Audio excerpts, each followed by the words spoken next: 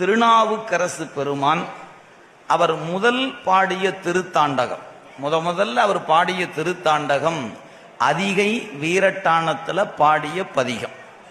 உழவார திருத்தொண்டு செய்து கொண்டிருக்கிறார். இந்த சூழலை அறிந்த சமணர்கள் மன்னனிடம் சென்று, மன்னன் என்ன சொன்னா கோபப்படுவாரோ அந்த வகையில கோபப்படுகிற வண்ணமாக சில கட்டுரைகளை எடுத்து சொன்னார்கள். கேட்டுக்கொண்ட மன்னன் கோபம் கொண்டார். எனவே அமைச்சரையும் சேனை வீரரையும் அழைத்து அவரை அழைத்து கொண்டு வாரும் என்று கட்டளை பிறப்பிக்கிறான். இப்ப அந்த ஒரு அமைச்சர், ஒரு சிறு படைப்பிரிவு அனைவரும் சேர்ந்து பாடலிபுத்திரத்திலிருந்து அதிகை வீரட்டானத்துக்கு வந்தாங்க.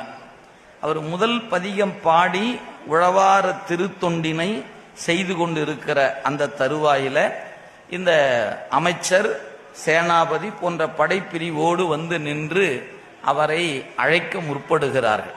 எப்படி அழைத்தாங்க? உம்மை என் மன்னன் அழைத்தா, நீர் வாரும் அப்படின்னு அதிகாரத்தோடு கூப்பிட்டாங்க. திருநாவுக்கரசு பெருமான் அவங்க அழைத்ததை பார்த்தார். ஒரு புன்முறுவல் பூத்து சொன்னார். என்ன சொன்னீர்? அரசன் அழைத்தார், நீர் வாரும் அன்னார். அப்பதான் கேட்டார், யார் அரசன்? யாருக்கு அரசன்?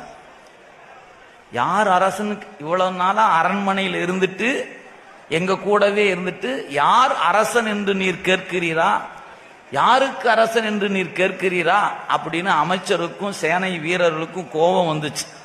அப்பதான் சொன்னாரு, இங்க பாரு, நீ கூப்பிட்டா வந்து உன் அழைப்புக்கு கட்டுப்படுகிற இடத்தில் இப்பொழுது நான் இல்லை, வர முடியாது, நீ போகலாம் அப்படின்னார். அதை சொல்லும்போது வெறும் வார்த்தைகளாக சொல்லாமல் ஒரு பதிகமாக பாடி மறுத்தார். எனவே அந்த பதிகத்துக்கு மறு மாற்ற திருத்தாண்டகம் என்று பெயர். மாற்றம்னா சொல், மறு மாற்றம்.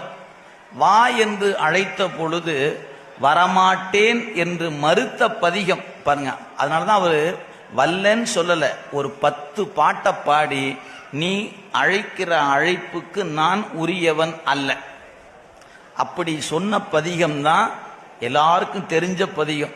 நாமார்க்கும் குடியல்லோம் அப்படிங்கிற பதிகம் முதல் பாட்டு. அது இல்ல 10 பாட்டு இருக்கிறது. இந்த முதல் பாட்டை மட்டும் நீங்க எடுத்துக்கொண்டு பார்த்தீங்கன்னா